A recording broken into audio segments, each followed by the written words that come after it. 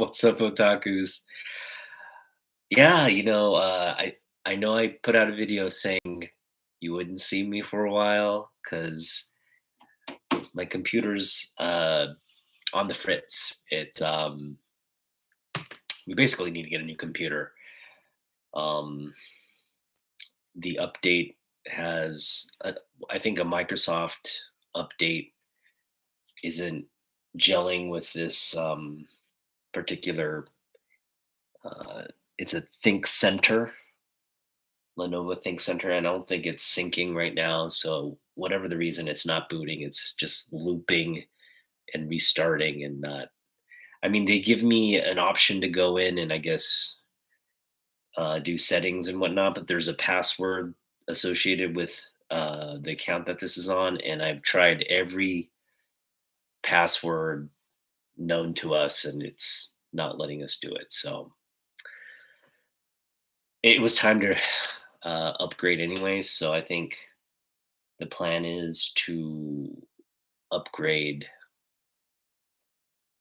come like Black Friday. So that's the plan. And right now we're thinking, should we get a laptop or a desktop? And I'm kind of leaning toward desktop because I think it's just better having a desktop computer with, like getting all the RAM and the processing speeds you need to really have a lot of applications and things kind of set. Um, so that's the plan. In the meantime, I am using my laptop computer. It's kind of a different configuration today, I guess.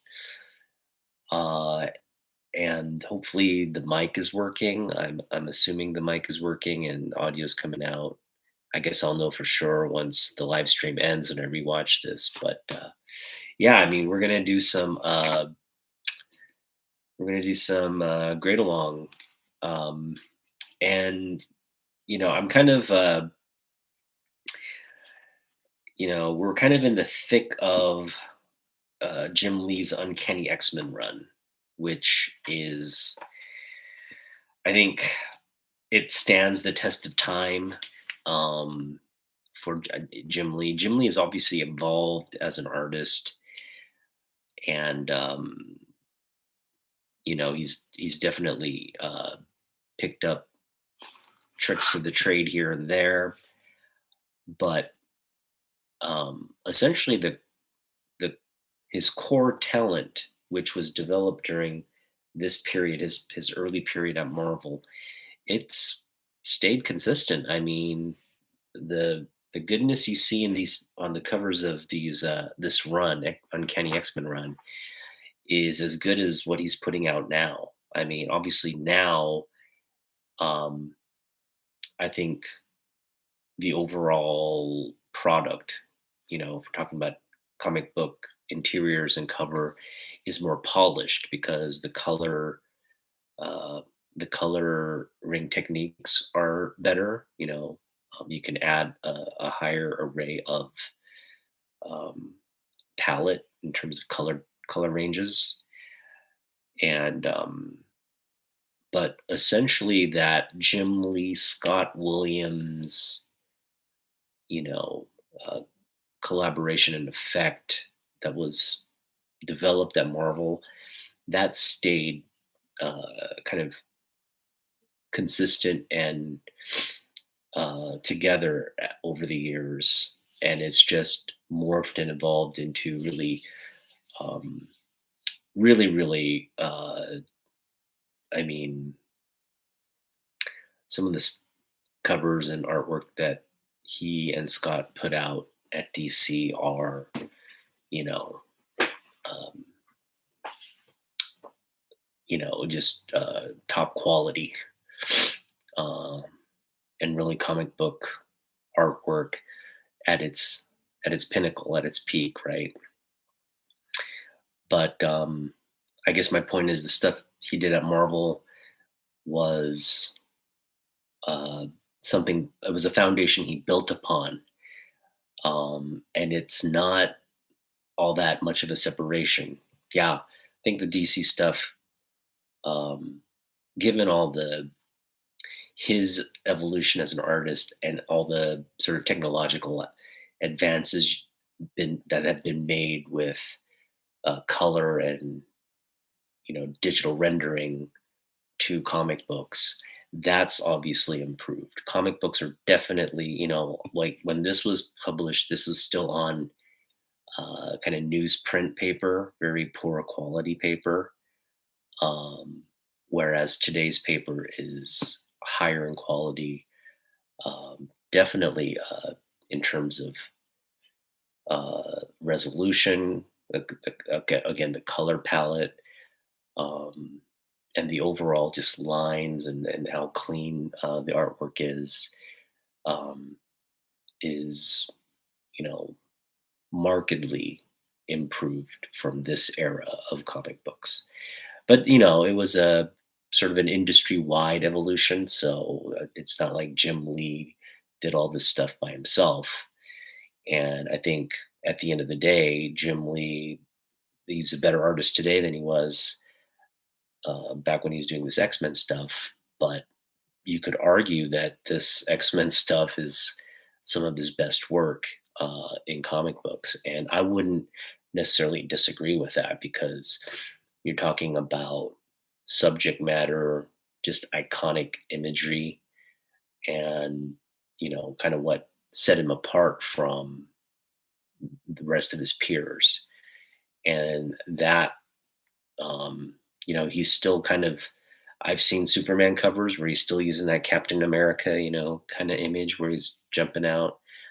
Um, it's just, yeah, his art, his style, and his art have remained rather consistent, but it is more polished today than it was during this early period. But its essence is very, it hasn't changed. So we're going to go over these grades, and I'm just going to write them off to the side because this is again for my own benefit. At the end of the day, it's my it's my way of let's see here. It's my way of cataloging what's in my collection and the grade of my books. So just going to take some notes here on the side. Okay, so as we grade along, I'm going to just write the grades down, write what the book is, and we'll go. So we're going to go through 10 books. Hey, Kenneth, what's up? Thanks for joining. And as we grade along, I'm going to just kind of talk about this and that. And, I'm probably going to be all over the place, but that's kind of who I am, and hopefully it doesn't distract from the overall point of this stream, which is to just get some grades on my comic books and go through my thought process. And again, you can kind of grade along and follow and see if you and I lend. Again, I think the camera quality on this one is pretty decent. I was always thinking my Microsoft webcam, which is an accessory, was better, but this one actually the lighting is decent. It's not like it's maintaining its focus. So I'm pretty happy with this laptop setup for now. This is like the interim until I get everything kind of a new computer in place. But this is actually not so bad. So okay, so we're gonna go 267 here. Let's start off with this beautiful Jim Lee and Will Spartacio cover. And yeah, I mean this is a cover by Jim Lee and Will's together. They did the sketch. They did sections of this sketch together. And then Bob Wiacek did the inking. and they had it's a weird color because I know Scott Williams on the interior does the inks, and Wiacek does the inks here, but it's unclear who did the color. But either way, it's sort of a collaborative effect. And I'm just going to go along and show you the kind of the corners. You can see they're pretty sharp. Just going to expand here so I can see better. Okay, we're going to get in kind of close. You can see little there's a corner ding there, a couple spine color breaking spine ticks at the top. Corners are sharp, no creasing. Back, kind of the same issue here. We got color break along the spine, but you got to kind of get in close to see it. But it is there. You can see it. So, I mean, this is just, I'd say, a solid 8.5.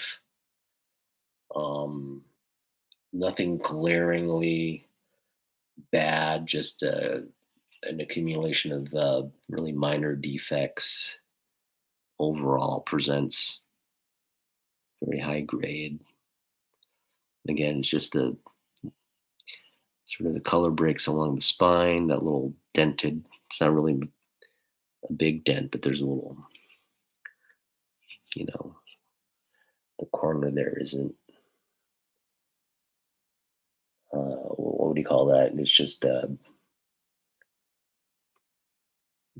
there's a little issue there on the corner. So that's about it. So I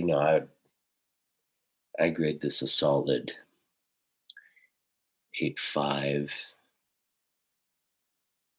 Yep, I'm gonna go 8.5 on this. And for those of you who are into baseball, I just want to congratulate the Dodgers. They beat the Padres after dropping the first game. They came back and won the next two games. And yesterday they really kind of blew them out. It was like what 7-2.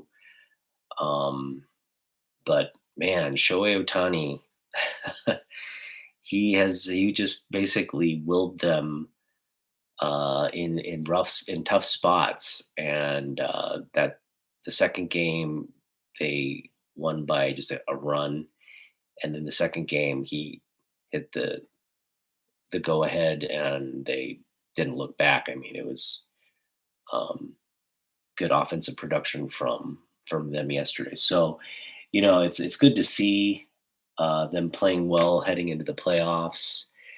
I think so. There are some concerns, questions about like Freddie Freeman and whether that offense is going to maintain its production as well as the starters. Like there's some concern. Starters have been rather inconsistent. They've given up a lot of runs this season. So what will that rotation look like come October? Um, Again, as long as you're kind of winning into October, which the Dodgers have been, um, that's a good sign that they're going to have postseason success as well. And the Dodgers are always, they're always strong, but they can't. It's a different atmosphere, and you really need this sense of like, yeah, we're going to beat you, and they haven't really had that because the people they've depended on during the regular season have really let them down. And I'm just specifically focusing on guys like Kershaw, and guys like Mookie Betts in last year's sort of performance. So um, this year's a different year. They've got Otani now. They've built good chemistry with that team. And again, in those tough spots, I think Otani's going to really perform. Because he's his mental game is unlike any that we've seen before, and that's really what separates like the winners from the losers, right? Having that very strong mental attitude, like I am here, I'm better than you, and you have to beat me, and you're not going to beat me, kind of mentality, just like a shut down you can throw whatever you want at me, but I'm here to win. And so, and we saw it during the World Baseball Classic, and we're really going to be fortunate to see it. I think this postseason, and I'm excited to see where this goes. But again, we're doing a comic book stream, so hey Agu, what's up? Yeah, go Dodgers, man! Everybody's kind of on board with the Dodgers since the Mariners let us down this year. All right, now this next book is an iconic book. This is when Jim Lee kind of is officially named the artist for X Men, and it leads us down the path to his record-breaking X Men #1, Volume 2, #1. Uh, you know, the connecting covers and becoming the best-selling comic book of all time. Um, but a lot of people will point to like this sort of mark, not his first work on X-Men, but this is sort of when he was announced. And man, what a way to announce Jim Lee. Like Jim Lee's the X-Men artist, and then he hits you with this incredible trio of Black Widow, Cap, and Wolverine. Now, I have I think 5 copies of this. I have yeah, 3 newsstand copies. Sorry, yeah, 3 direct copies and 2 newsstand copies. My uh, newsstand copy is flawless. I mean, it's a 9.4, possibly higher. This was the one that's um, not as good, but this is my original copy.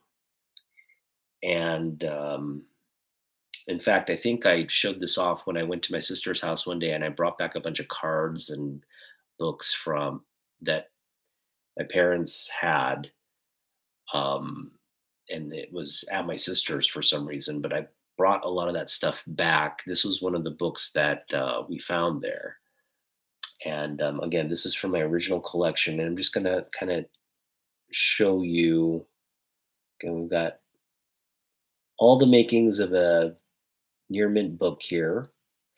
We've got a couple of you know, color breaking spine ticks on the, I mean, you can't really, there's like a black edge here, and they don't bleed into the actual image of the cover, but they're just right on the spine there. You can see them right there. So they're evident. Again, very minor. In fact, if I show you the back cover, you're just going to be like, it's very unnoticeable in terms of any kind of wear or issues. We've got really sharp corners. This is a really clean book here, newsstand. And oh, I excuse me. This is not my original copy. My original copy is a direct. This is a copy I think I picked up because my original copy is a direct copy. So, but my original copy is like clean. This one, yeah, I think I just picked this up. Um, I want to say I picked it up at half price books or something. I didn't pay a lot for it. I want to say I paid a couple dollars for this. But yeah, I mean, it's really clean copy for a newsstand. I'm going to put this at a 9.2, like right around near mint. Um, it's just got, again, I don't think it would necessarily improve the press, but it might improve a little bit. It's really as good as it's going to get. There's nothing that needs to be pressed out. The only issue is again along that spine. There's just a couple stress. You can see them right there. Those stress lines just really stick out on that black part of the cover, but that they're on the very edge of the book. Again, this is a newsstand copy, so probably kind of got handled in its initial positioning when they're trying to sell this book. But overall. Really high grade. So I'm going to give this a 9.2. Should be good. All right. So yeah, staying on the topic of Otani, he hit another home run tonight. Number 54. He stole a base. He's at 57 stolen bases. He's now chasing the Triple Crown in the NL, which really wasn't uh, something he was in contention for because of RBIs and batting average, but those have drastically gone up in the past 3, 4 weeks, where he's been just, you know, hitting the cover off the ball and just being a one man offense. So yeah, now he's I think a couple points behind, like 7 or a couple points behind the batting average leader. So he's essentially second in batting average, first in RBIs, first in home runs, and we haven't seen a Triple Crown winner in like forever. And I know Aaron Judge is also on the cusp of a Triple Crown as well. He's kind of in the same category as Otani. He's a couple points behind in terms of batting average, but he's leading home runs and RBIs by a mile in the AL. So it really comes down to, like I think Bobby Witt Jr. and Vladimir Guerrero. Those are the two guys ahead of him. And right now, I think, you know, it's not like Judge has been hitting home runs, but it's not like he's been hitting consistently well. Um, so it remains to be seen. We've got a couple games left, but he's got to make, I think, more ground up than Otani. Otani's just been on this like batting average, climb, and I mean, every at bat, it's pretty much like he's getting on base. They're not walking him, because it's suicide to walk him with Betts and well, Freeman's out today, but like Betts hitting behind him and that offense behind him. So um, yeah, he's been getting good at bats, and people have been hitting, pitching to him, and he's been producing. So, assuming he gets a couple, multi-hit games throughout this series, we got what, 3 games left, counting tonight. Um, that would potentially propel him to the first triple count we've seen in eons. So, I think people are banking on that, and we'll just see where that ends up. Okay. Um,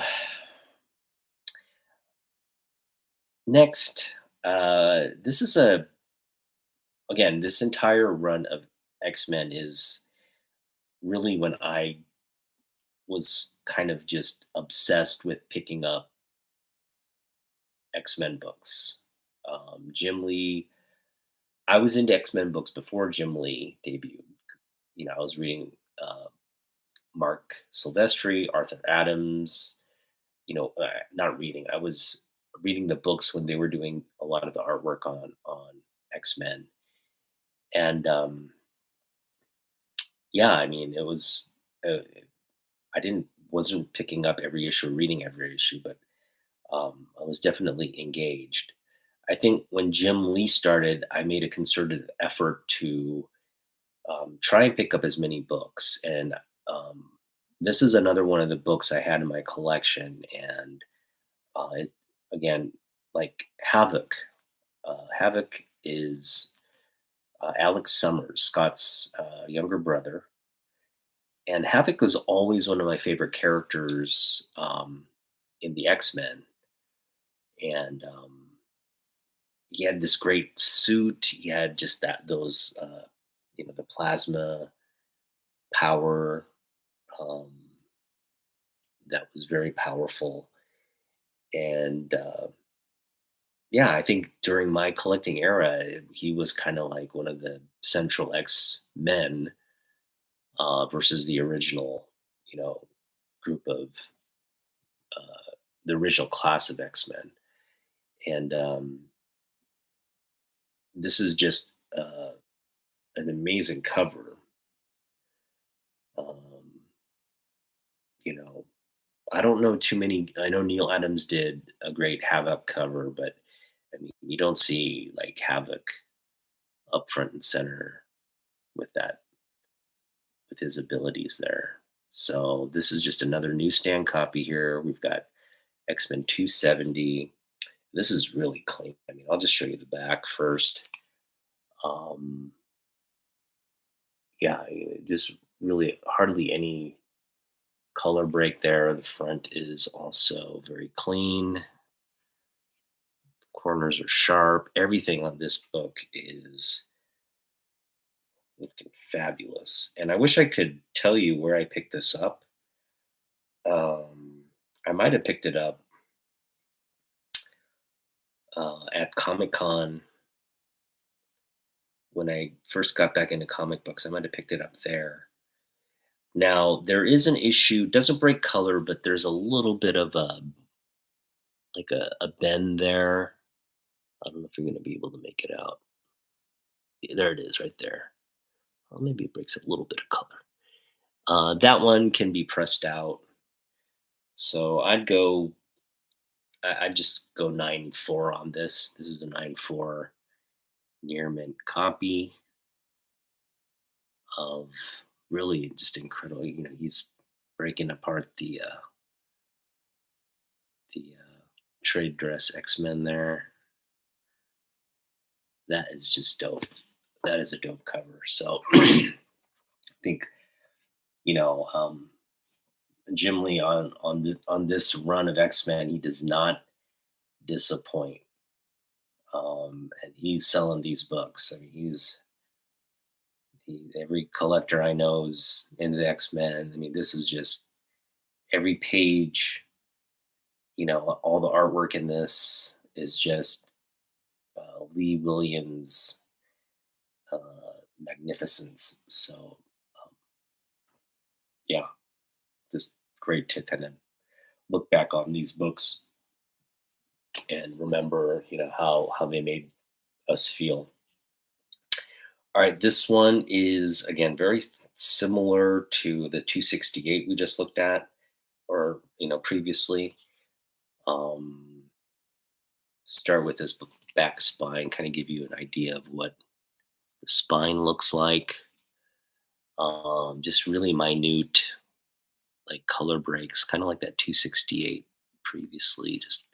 Just a few subtle lines, nothing really breaking into the cover image of the book. One sort of stress line here, kind of you can feel it there. So I guess it would benefit from a press, but I'll go 9.4 on this one too. It's just really clean, very clean for a book. Newsstand 271. Another great Mojo, a cover of Mojo with sexy Psylocke and Wolverine, sort of the bread and butter. Uh, the bread and butter characters here. He's messing with the X-Men trade dress, and this one is again. So just fabulous, fabulous stuff. And this is what, part 4 of the Extinction Agenda. On the very next issue of the Uncanny Run. Um, Absolutely spectacular stuff. So going 9.4 on that one. All right, this one is again one of our, I think, a cover that's just a fan favorite. I know if you're into X-Men and you're collecting this era of Jim Lee, which, like, I know most of you from my generation of collectors, most of you did. This just took this took the prize in terms of what you want to see in a cover, right? You got Cable, you've got Archangel, you've got this Storm who's you know bald and just looking badass, and then you got Wolverine here in the foreground, just like, you know, You want some of this? Just giving you that snarl and yeah, I mean, this is just Jim Jim Lee excellence right here. And what we got here is a very high grade copy as well. Um, Spine fantastic, corner sharp. Uh, if anything, you've kind of what we've been harping on, just uh, just subtle, some spine texture, very subtle along the spine. Nothing major, nothing really kind of blaringly obvious. You have to really get in close, which I'm going to kind of try to do here to see the defects. In fact, if I kind of shined it in the light there, you might be able to see some of the stress lines along the spine. But yeah, just I'd say another near mint copy here, 9.4 copy. This one might be 9.6 actually. I'd go 9.4.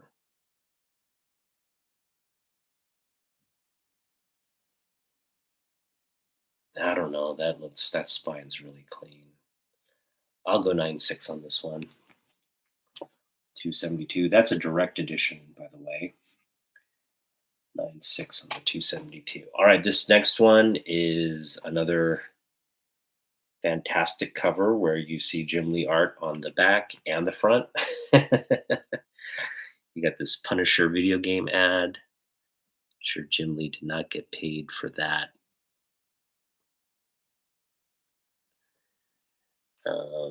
Got the spine here, very clean. This one is absolutely clean on the spine. I think we got potentially a 9.8 copy here. Corners are very sharp. I'm gonna look at this. Yeah, I mean,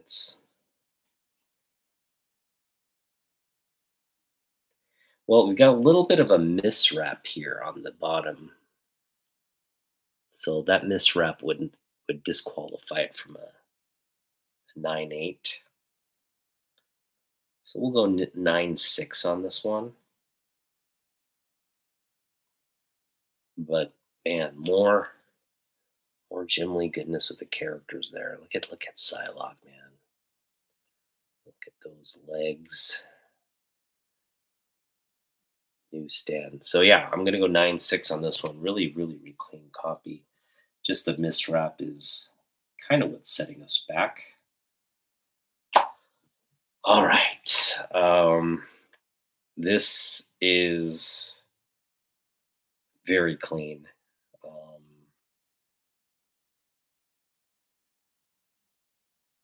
I want to say this is a 9.8 potential.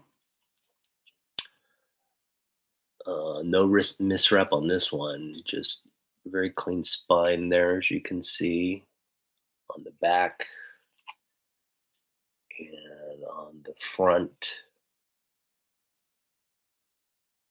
Okay, very sharp corners. Yeah, this one's just fantastic, fabulous looking. And again, you could argue this might be the best. I mean, if we look at candidates for sort of best cover, I think you have to look at that cable cover, this cover, and the Cap Black Widow cover on this. But I guess it all depends on your preference. If you like Cap, you're going with the Cap cover. If you like uh, Cable and Archangel, you're going with that cover. If you like Magneto and you know um, Nick Fury and Rogue, you're going with this one, right? But yeah, I'm gonna say this is a 9.8. I don't oftentimes grade myself a 9.8, but when something is this kind of flawless looking, you gotta you gotta met them out sometimes. All right. What's up, Lok? Long time no see, man. How you doing? Um, yeah, I hope this is just nostalgic for those of you who actually were collecting during this period. I mean, look at this gun. Look at the gun Nick Fury is holding. Plus, how cool is the are the cigar smoke rings there? And then you've got like uh, this is what is that Kazar from the Savage Lands? You got him in the cover as well. So you just got a lot of like, Marvel goodness here being represented. And yeah, Nick Fury with that huge gun is just one of the dopest things. Again, um, this one I think is a very special cover, and I think you know where I'm going with because if we're staying sequential, so you know what this next book is going to be. And this one, I think, is also a 9/8 candidate. And I wish I could just fold it out. This is one of those gatefold. It's gonna it you know it's kind of like X-Men 1 in the sense you got four panels that connect. And in X-Men they have that gatefold cover. Well, this precedes that, and this is sort of the first time we see that format where you have the interior portions of the front and back cover that fold out and then give you a four panel. I'm only showing you the two panels, unfortunately. Again, this great front cover of the sort of space suits that the X-Men adapt in this issue, and this incredible back cover again with Magneto and Rogue there, and you got Banshee, you got Gambit, you got Forge and Psylocke, X and Wolverine, obviously. So this one is first of all, it's a giant-sized issue. It's got that cool gatefold. It's an Eagle Awards winner for just comic book excellence, I guess. But for me, the real nitty gritty, what makes you want to get this book is that Psy knife with Psylocke there, just looking good. All right, so yeah, again, this is just comic book goodness. You got the gatefold action, kind of a preview of like what Jim Lee's going to drop on you when they introduce Volume 2 of this run, which runs parallel. It's a Volume 2 technically, but it runs parallel with Volume 1, so it's like X-Men kind of go off in two different directions. Um, but man, is Jim Lee building to that with this, right? And what we got here is really clean copy again. I mean, that's a flawless spine right there. Show you the back. Sharp corners. I mean, this is another 9/8 candidate. Fortunately, this one's a direct edition. But yeah, that's a very and I have I think four copies of that. That's my cleanest copy. I'm gonna go 9/8 on that one. All right, so next we have 276. Next sequence in the run. This is also it's got a couple of spine ticks here, but can be pressed out. Nothing breaks color. In fact, if I show it like this, you won't be able to see. But when I get in very close, you'll see right there. There's a spine tick. Doesn't break color because it's white. You can press that out. Everything else is just sharp and clean on this. Back is very clean. So I mean, this is 9/8 potential. You just got to press it out. So I'm gonna put this at a 9/6, but put it in asterisks, um, that it needs a press, and we should be good. All right, and this is the and we've got more Gym League books to come, but again, I'm going to show 10 books and then uh, two sort of notable ones from my slab collection, and then we'll call it a night. Um, this is 277. Again, we're staying with the suit theme here, and great. It alludes to a great battle. We, um, which is a little bit misleading. That's not really Gambit, but yeah, I mean, if we were all into Gambit and like Bishop, all the new X-Men that were kind of being introduced at this time, and cover like this would just want to make you go out and read it. Um, so yeah, this one is also very very clean. Got a couple spine ticks there, just right on the edge. Back is really really nice because it's a dark black cover, but oh look at that! You got the NBA stars here. NBA's jamming on Game Boy. Huh. I don't know if that game would have been all that back in the day. We all had Game Boys though. That was fun. We all had Game Boys and we all had like one game on Game Boy, right? um, well, at least I had one game. I don't maybe you guys were rolling in the dough and had a bunch of games for Game Boy. I had one game on Game Boy and it was like Super Mario or something. Yeah, it was a Super Mario game. Um I'm gonna go 9.6 on this one too. Well, we'll go 9.4. And just a little bit of issues on the spine,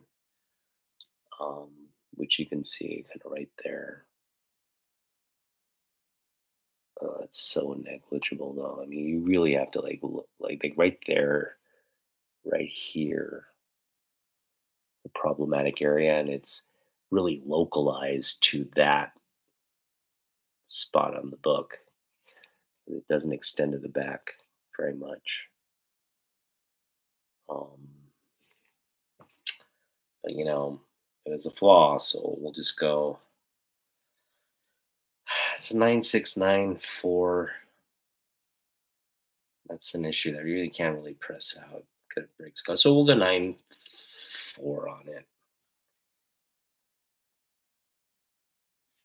We've been just again, as you can see, this run on Jim Lee X-Men is just they're all high grade. They're all, you know, if I cared about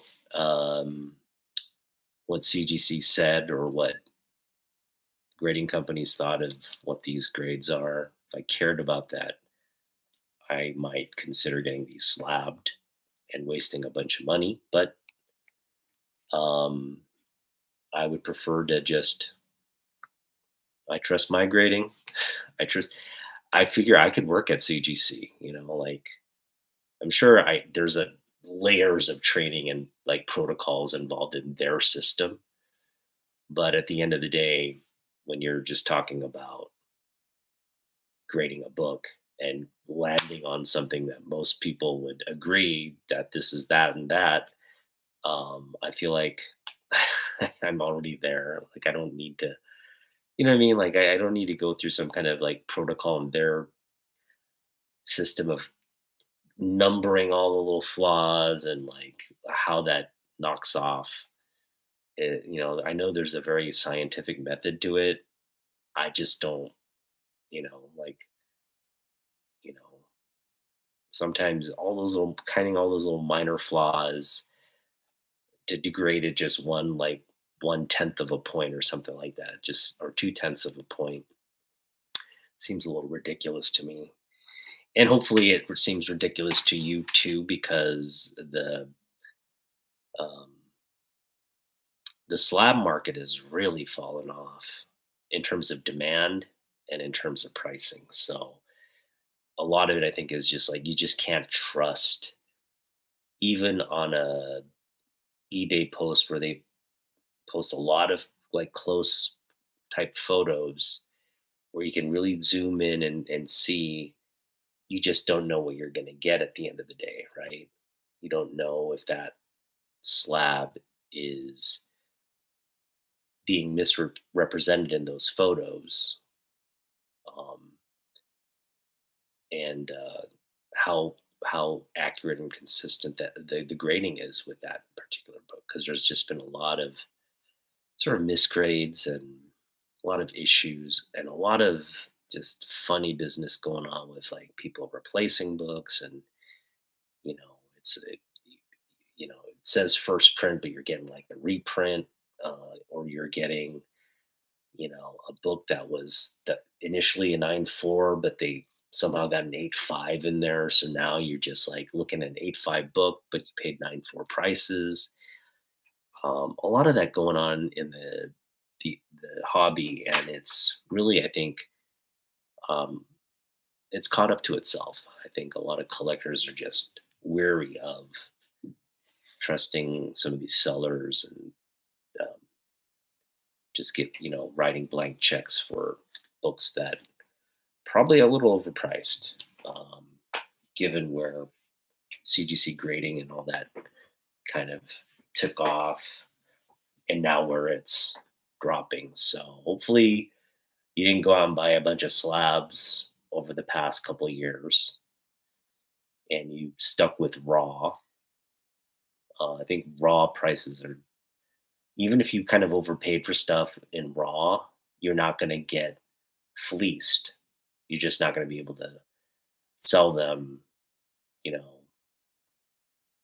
for what you paid them. So if you paid like 20 bucks for a $15 book and can sell it for like 10 bucks, then yeah, you've kind of lost money there. But it's better than paying like 300, $1,000, 300 to $1,000, and it's less than 100 bucks now, or something to that effect. There's a bigger margin of loss in a slab purchase and overpaying scenario versus a raw book at your LCS where you paid book value. You're not going to get probably book value for it, but at least it's book value, like you didn't overpay. All right, so the last but best part of our grade alongs is when I kind of reach into my homemade slabs here and I pick out I just love that this book, I didn't plan it. Obviously, I didn't plan it, but I got this book. It was it's the top book in my collection. It was the peak pickup of this summer, and really just a centerpiece of my entire collection. My signed copy of Superman 233, but this just hit the top 10 list, on Comic Tom's list, or I should say what is it, the key collector list of top 10. And I was just really pleased to see that, and how they talked about the book. This is just like one of those iconic uh, Superman books.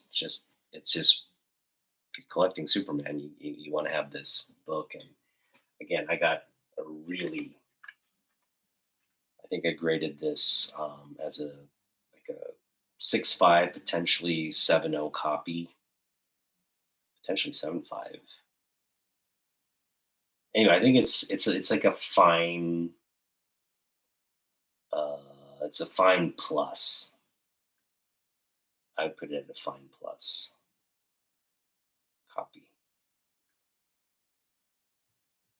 Yeah, fine plus copy. I mean, it's fine. It's super clean. beautifully pressed and cleaned by uh, the people over at Future Past Vintage Collectibles. And so I just want to give a shout out to um, Dave and Rachel. Dave did the cleaning and pressing and all that, but great team. They do live streams and all that. But anyway, I got this for a great price, and man, how incredible is that? All right, so let's get to. I'm grading some books here. Just gonna grab, I guess. How should we do this? I guess we'll start here. I've got like a whole little set. I know you can't see it, but there's just a bunch of like slabs in here as well. Like CGC slabs and my own personal slabs. So I guess we'll just get the two books off the top here and we'll go from there.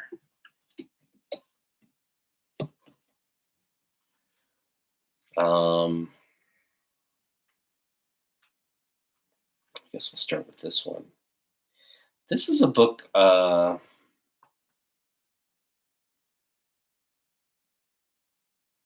can't recall when I picked this up. I did pick up the direct edition when I got back into collecting about like, I want to say 4 years ago, 4 or 5 years ago. And it was 4 years ago. And the direct edition was not, I mean, it was like a VF copy. Um, had issues, but it was like within my standard of issues. And then I picked up a newsstand, and the newsstand's actually in better condition, surprisingly. Um, I would put this at like a VF Plus. Put this at a VF Plus. I'll just show you what we're working with here. Well, let's start with the Wonder Woman book here. This is a high grade book. Again, you have to kind of look through two layers here, like the bag and the plastic case, but hopefully you can kind of see what I'm talking about. The spine's very clean. And again, you got just a clean spine on the front as well. This is Brian Bolland. Just goodness right there. Look at that. Beautiful cover. Miss you? Yes, we missed you. I'm always missing you. She's back. I love Wonder Woman, but I specifically love like George Perez and Brian Bolland Wonder Woman and Jim Lee Wonder Woman, you know. But yeah, I would say Brian Bolland Wonder Woman tops the list. Yeah, for sure. So we've got a little bit of I guess a little bit of a kind of an indent there, but I don't know if it's the bag or the book. It's very negligible. So I'm going to put this at a 9.6. Yeah, I mean, it could be a 9.8.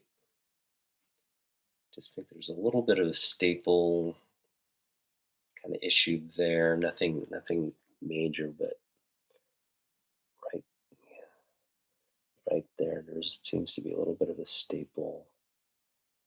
I mean, that's well within the realms of a 9.8.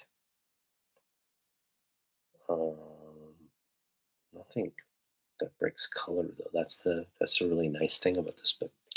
Just doesn't break color. So I'm gonna go 9.6 on that one. Wonder Woman 63 will go 9.6. All right, good times. All right, and then the last book. This book, I think, just Went from like a $20 book, now it's a $50 book because of the Deadpool Wolverine movie. You got just a bunch of people in the hobby who maybe weren't aware of this book, that this book existed, suddenly made aware of it, and now everybody who initially had the book that wanted to keep the book, uh, and then you had a whole new subset of new collectors that wanted the book, so they're just driving around town, looking online, and just trying to pick up the book. And I don't blame them. It's one of the best like covers you'll ever see. Mark Silvestri get did the due diligence on this one. Just absolutely the color, just the mountainous skulls there, the vulture or condor or whatever the thing, hawk or whatever you want to, flying over, smelling smelling death. Um, yeah, it's just a little ridiculous that Wolverine would be stuck on a cross like this. You just think he'd be able to like just rip his hand off, whatever, and just let it heal, right? Just like, psh, all right, let's let it heal. He's finds himself in a weakened position. Maybe he's too weak to tear his hands and feet off a a cross, an X cross. Um, but yeah, I mean, as Gen X, if you're a Gen Xer like me, uh, things like Gen 13, things like X Men, and you just like X, come on, XXX baby, it's all geared toward us. And this cover is just like a must have for Gen Xers. Must have for Gen Xers. Okay, so what is the grade on this? Well, first of all, we've got issues, and they're all along the spine here. You can kind of see spine ticks, bright color, just all along that edge there. Kind of got some like rounding of the corners a little bit. I mean, they're sharp, just a little bit of rounding. I mean, nothing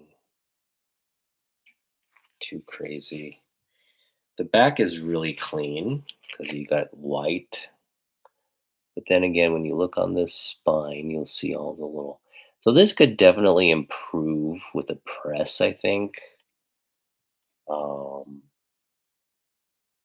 but the color breaking portions of that will remain. So all in all, I'm going to say this is an 8.5, 9.0. I'll go 8.5 on this one. I don't know, maybe 9.0. Yeah, I'll go 9.0 on it. 251.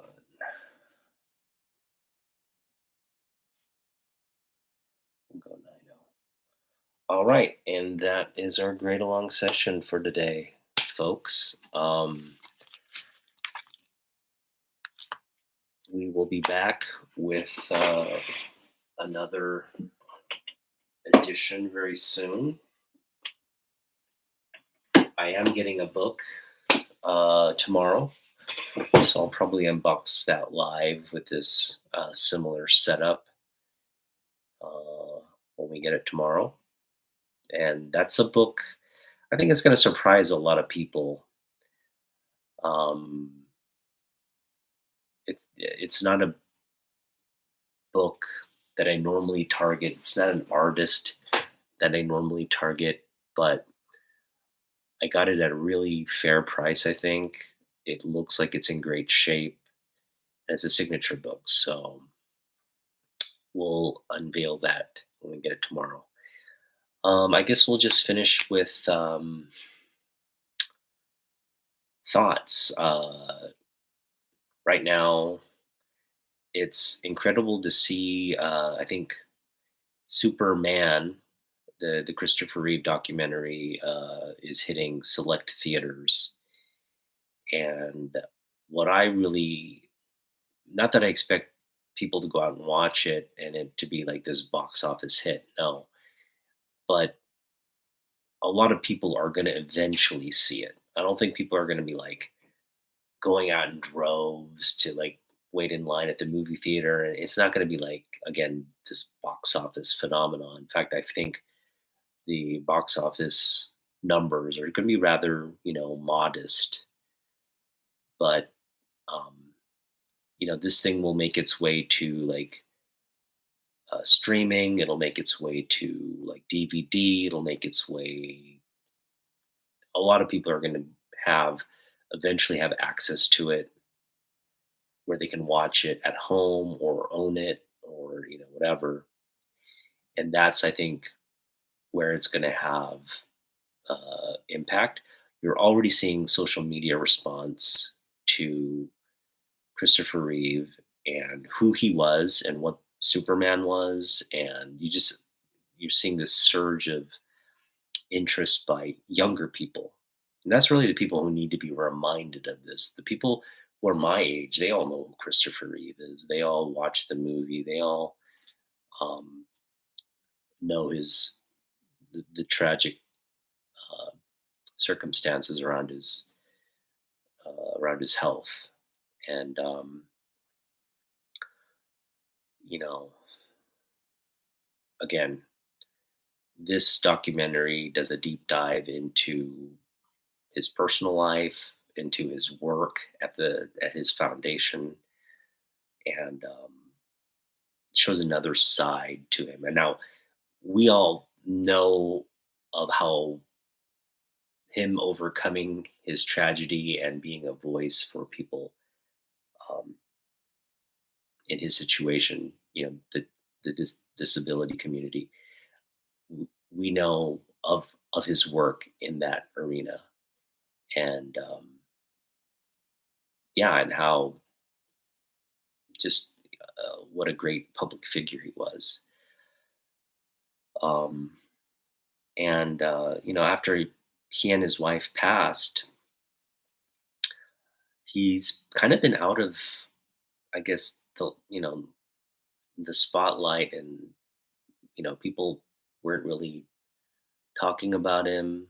I mean, even when he was alive, it was like, you know he would make appearances here and there, but he wasn't like a constant source of like um, conversation, or in people's the forefront of people's.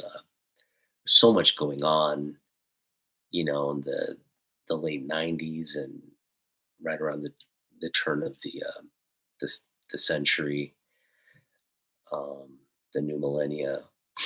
So much going on. It's just kind of like people kind of didn't really talk about Christopher Reeve. Just kind of like he was doing his work in the nonprofit sector, and for the most part, like popular culture, he wasn't really there. But that's what I love about this new documentary. It's bringing a story back,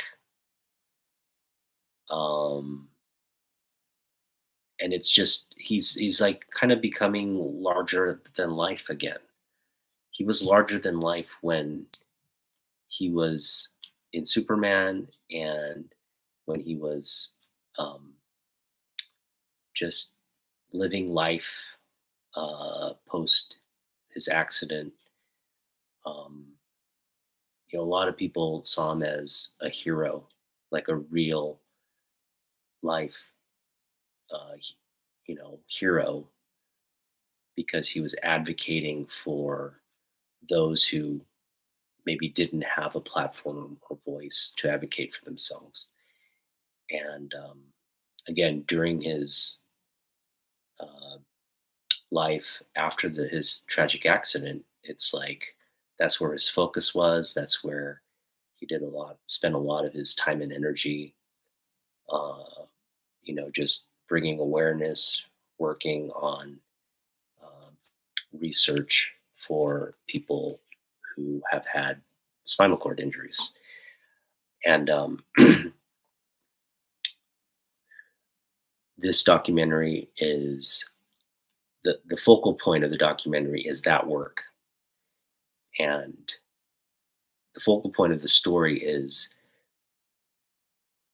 his, you know, his rises, the actor who played Superman, and then what followed with the tragedy and how he made the best of his situation, right? And then inspiring others to his cause, to his work. And again, he's becoming larger than life again, once again.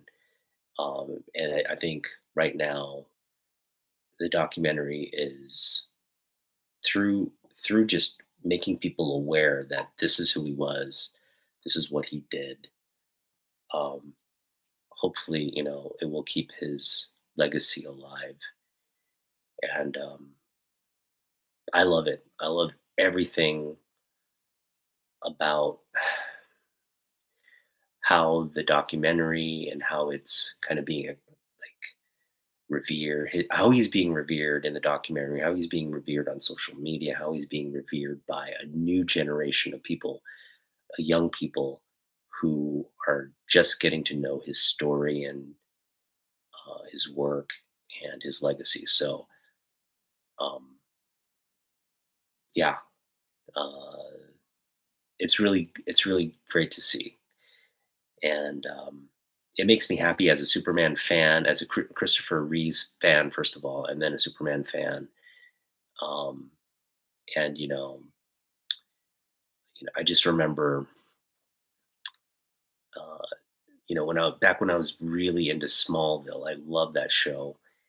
And then early on in that series, um, you know, Tom Welling uh, plays Clark Kent and Superman. Or before he becomes Superman, he's playing Smallville Clark Kent, right? The teenage kid who has to hide his superpowers and identity. He's figuring out, like, you know Clark is trying to figure out where he came from, who he is, more about his, like, mysterious background, and he's just starting to learn, like, kind of undig the the mystery of his past. And it's this great episode where Christopher Reeve plays this scientist who's been studying, like, um, Kal-El's, uh, his uh, journey to Earth, who's been studying sort of like messages he's encoded through signals, uh, kind of the Kryptonian symbols he's unearthed, and he's kind of uh, sort of reversed engineered the language, right? And the sort of the I guess it's a radio signal or some kind of, like, signal from when the planet exploded and then it reached Earth, and he unlocks this message and he shares it with Kal-El or Tom, like the Clark Kent character. And it's this just great moment. Like, Tom uh, Welling does a great acting job. Christopher Reeve is fantastic as this sort of a character kind of fashioned after Stephen Hawking, I guess. Just this, like, genius who's uh, dealing with a condition that doesn't allow him to walk or move, but his mind is still very uh, intact. His intelligence and mind is his strong suit. And when he shares this message from his parents to him, or the message to Earth, uh, on the arrival that here's hope. We're sending you hope. That's the message. And then you know you see the change in Clark, the character. Uh, wow, you just unlocked this huge piece. I did have parents who cared about me enough to you know, send me to this new world and, you know, keep me alive. And um, just solving that huge piece of the puzzle, where he came from, who he is, his his language and all that. It's just such a great moment in that series. And Christopher Reeve did such an amazing job in that role, and it just brought the whole Superman circle back. Like, here's this guy. He played the original Superman. Now he's in this scene with the new Superman, the new, the Smallville next generation Superman of the new millennia, right? And it just wraps it up in a nice little bow. And we have the fortune of having that on record in film and television. And that was very special. And it's a very emotional episode, even though it's not like technically emotional, right? But you're watching and you understand all the subtext behind these two great actors, the roles they're playing, and the subject matter that they're um, bringing up. Because there's a lot of you can make um, connections to the biblical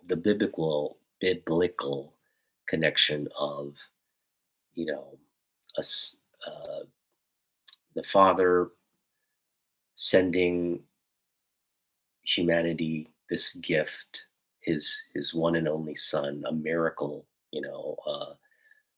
a person who has the powers of God, um, of a God on earth. You can make all those like connections there from the biblical references, and it's a very powerful story and message for humanity, right? Like, if you have that connection that um, you know Christ was the embodiment of God and his message, and that message of like, look, you, humanity, you're not without hope. God loves you. God is here to save you. Um, and so, watching that episode and having that episode kind of tell that story, but then also understanding Christopher Reeve's backstory. But here he is, you know, back in acting. Here he is back on the screen doing what he does best, which is command a scene, uh, and play a character with such depth and such intelligence, um, in his approach to what he's going to do on screen. And it's just a thing of beauty. And that whole that circle again, the fact that he's here doing this episode that's being watched by millions of people. It was just one. It was the hottest show on television at the time, right? And here he is being the focal point in a Superman series again, and just bringing back all the nostalgia of me watching Superman as a kid and everything. It was very emotional when I first watched it, and it just every time I'll watch it here and there, um, from time to time now. That very specific episode, because it's just it's just so heartwarming. It's just so also emotionally charged, and for people who truly understand, what's going on in that scene, it's very powerful. Um, so yeah, I mean, again, I think the documentary's out now. If you have a chance to go see it, please do. I really want to see it, but I'm also going to be patient to have it, view it uh, when it becomes available to me. It's not like I have to. I don't feel the need to go and see it in the theaters because, like, my wife, it's no clue. Even though I think she would enjoy it and all that, but you know, it's not subtitled for her and all that, so I think she'd have a little bit difficulty. But at some point, I'm gonna try and get like a DVD copy or something, try to own it and watch it at my leisure. Um, because again, um, he's a person I just look up to. He is a hero that lived within my.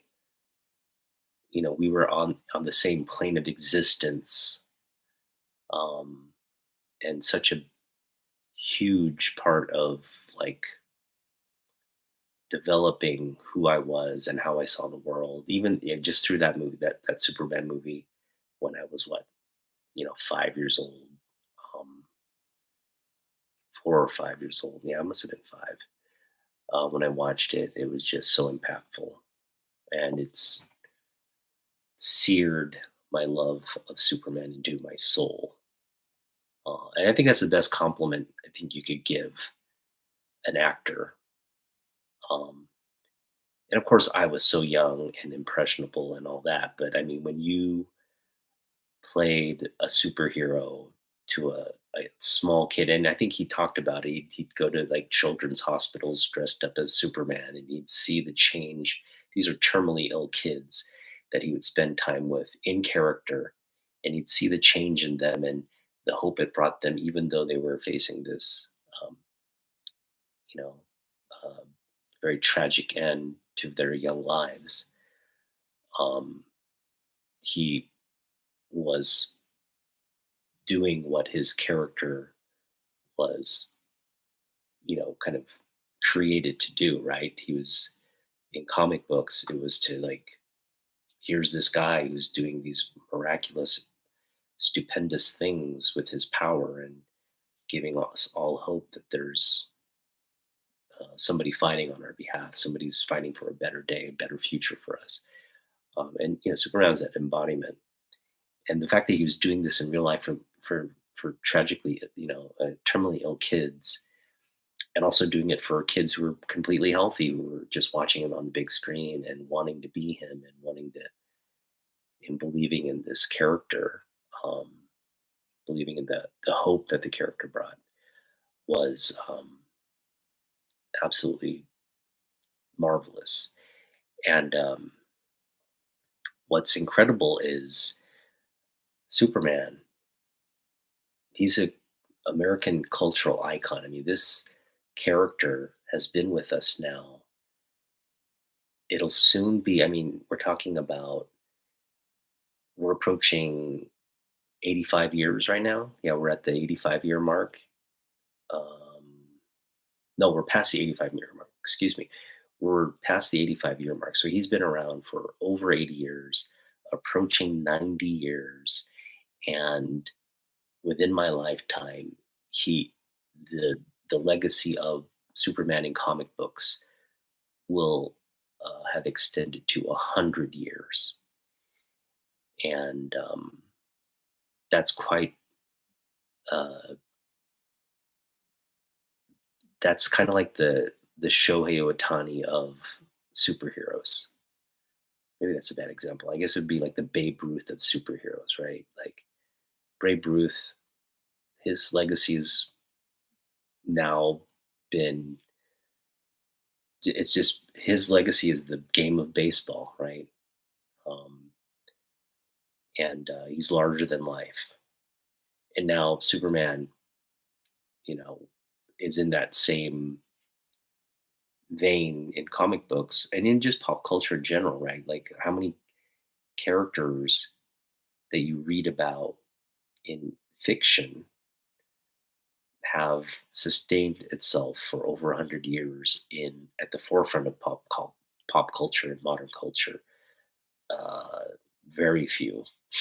Um, and I know people. There's going to be like Superman, Batman, who's the best, and a lot of people gravitate towards Batman, and you're fine to do that.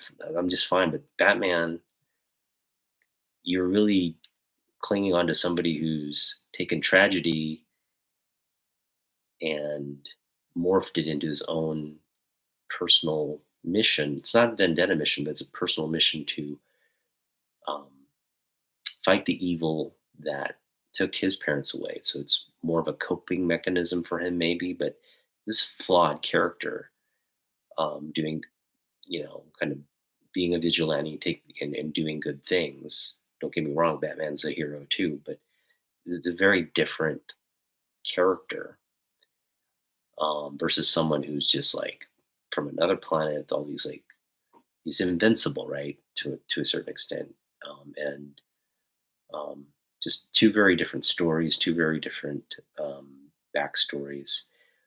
Um, Clark is also a tragic character, but he didn't grow up knowing his biological parents. He's you know raised in a very loving, secure environment, so he grows up kind of like without really any mental health issues. Whereas Bruce Wayne is a messed up guy. He's pretty messed up, but doing the best he can with the tragedy of losing his parents. But yeah, I mean, again, I think Superman precedes Batman. Superman precedes them all, and he's the original template for everything you see in comic books today. So even if you don't like Superman, if you prefer Batman, if you prefer Wonder Woman, if you prefer Spider Man, X Men, I'll hey, I'm not gonna fault and and that's your preference, right? That's your preference. But no, just understand and please try to give Superman his due is kind of what I'm trying to say, right? I know people like look at Superman, oh, he's just too powerful. There's nothing compelling about him. Fine, you can have that opinion, but really understand the history. Read some Superman books.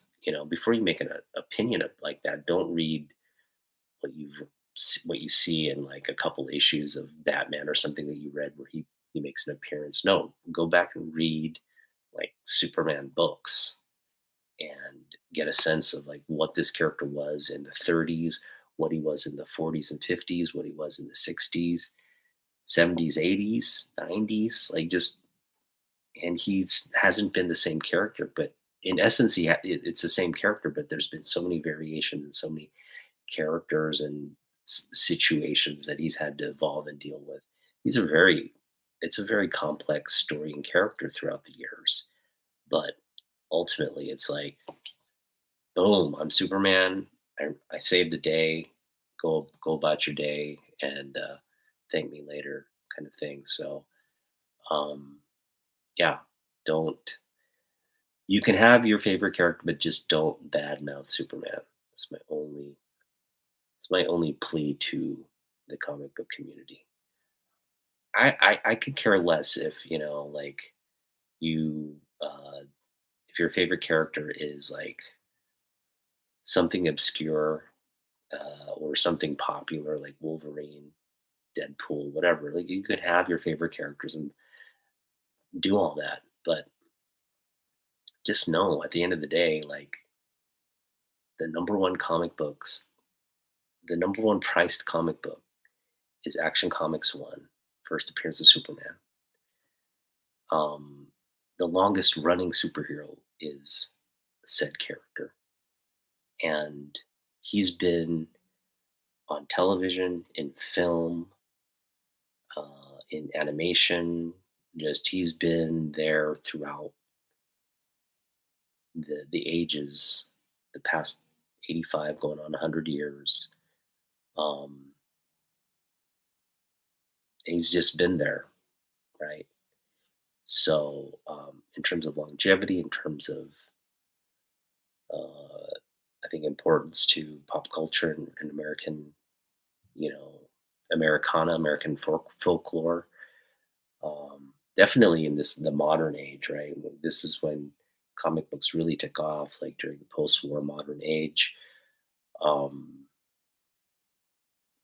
he's been what sustained comic books for all these years, and what sustained the hobby and the industry to get to the eventually to the 80s, the Bronze Age 80s, 90s, and birthed all these, like, I guess, spin-offs of, well, who this guy is, right? So they're all kind of his children in a sense. So yeah, um, happy to happy to cater to your preference in terms of your character and all that, and cool, but just don't badmouth Superman, please, because that's my favorite character, and to be honest, he does deserve more respect, I think. Um, and I hope James Gunn does a great job with the new Superman movie, which there seems to be a lot of people on board and supporting it. And there's also a lot of haters who are still clinging to, like, the Zack Snyder version with, um, forget the actor's name, uh, the underwearless Superman. And I just look at it as like pantsless Superman. Um, but yeah, um, people kind of like poo-pooing on Superman before it he even has a chance, before Gunn even has a chance to, like, wow us. There's already people like, oh, this movie's gonna be terrible, and like finding all the little stupid things to hate about something. Um, but I think overall, in the end, I think it'll come down to, like, what will the public do? Will they show up for Superman? Will they shower that movie with the love that, or for the shower the character, um, with the love that I think the character deserves? And I think, Gunn's going to focus squarely on that, which makes Superman great. So, um, and that's what we'll be celebrating when Superman returns to the theaters with, in Gunn's sort of larger DCU project. Superman's going to be at the forefront of this DC universe, and it's going to be incredible to see that evolve. Because, yeah, Superman's a standalone story for now, but you can add all these layers that is DC, and you're going to see. I just anticipate you're going to just see some incredible epic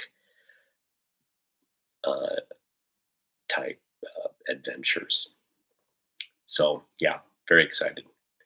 And I've kind of built what I've been focused on in terms of my collection around, first of all, that passion around Superman, but also the anticipation that DC and Superman and all these great um, stories uh, over the years, where the Superman books, essentially Action Comics Superman, the Jurgens run, um, the Death of Superman, the Rebirth of Superman, all these great uh, stories that were part of my collecting, you know, collecting scope, and when I've gotten back in, has continued to be something I focused on in terms of pickups and all that. And all this is sort of just a celebration that, with a belief that we're entering this kind of new era of Superman, and I think you're just starting to feel and see the inkling of it, right?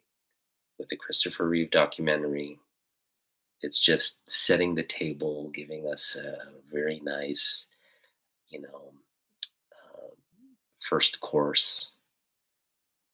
Just getting the appetite wet for the eventual main course, guns, Superman, and then everything else is like dessert after that. So looking forward to that. All right, guys. Thanks for hanging out with me on this Friday, and you know, listening to my uh, tangents on comic books and Superman and all the good stuff that I'm into. Sports. Uh, October baseball is going to start soon, so looking forward to that. And yeah, I'll probably see you tomorrow. Gonna do that unboxing tomorrow. And yeah, also I wanted to give you an update. I'm in the midst of trade talks with Craven Hunts Comics, guy we're good trade partners. He and I are like